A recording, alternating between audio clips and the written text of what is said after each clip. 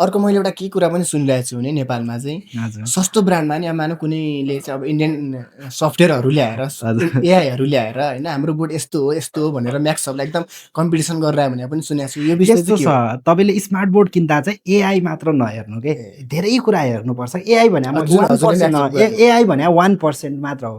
भन्छ smart board किन्दा 5वटा चिज हेर्नुहोस् तपाईँले। एउटा भने गुगल इडियाले छ कि छैन, किनकि गुगल एकदम आवश्यक पर्छ। एन्ड्रोइड भएको कारणले एप्लिकेसनहरू डाउनलोड पछि नहुन सक्छ, त्यही भएर गुगल इडियाले 2-3वटा ब्रान्ड मात्र छ होला। अर्को भनेको एआई छ कि छैन हेर्नुहोस्। त्यसपछि स्पिकर क्वालिटी हेर्नुहोस् त्यसको होइन। स्पिकर पनि कहिले अब क्लासरुममा पनि स्पिकर आवश्यक। तपाईँले पर्सनली अनलाइन क्लासहरू मात्र पढाउने भए स्पिकर चाहिएन, तर घरतिर क्लासरुममा युज गर्नलाई स्पिकर त्यो हेर्नुहोस्। त्यसपछि touch accuracy, touch response time कति फास्ट रेस्पोन्स हुन्छ एउटा त्यो हेर्नुहोस्। त्यसपछि चाहिँ त्यसमा चाहिँ एन्टी ग्लेयर ग्लासदेखि लिएर ट्युबी सर्टिफाइड भनेको चाहिँ, किनकि स्मार्ट बोर्ड भनेको तपाईँले एक दिनको केही नचलाए पनि 5-10 घन्टा चलाउनुपर्छ कि, त्यो कारणले चाहिँ त्यसमा चाहिँ ट्युबी सर्टिफिकेट छ कि छैन हेर्नु। त्यति हेर्नुभयो भने चाहिँ स्मार्ट बोर्ड किन्दा तपाईँले एउटा राइट डेस्टिनेसन म्याक्सअप नै किन्नुपर्छ भन्ने छैन। अरू ब्रान्डमा पनि हुनसक्छ यो फिचर्सहरू, तर यति चाहिँ फिचर्स चाहिँ म्याक्सअपमा छ।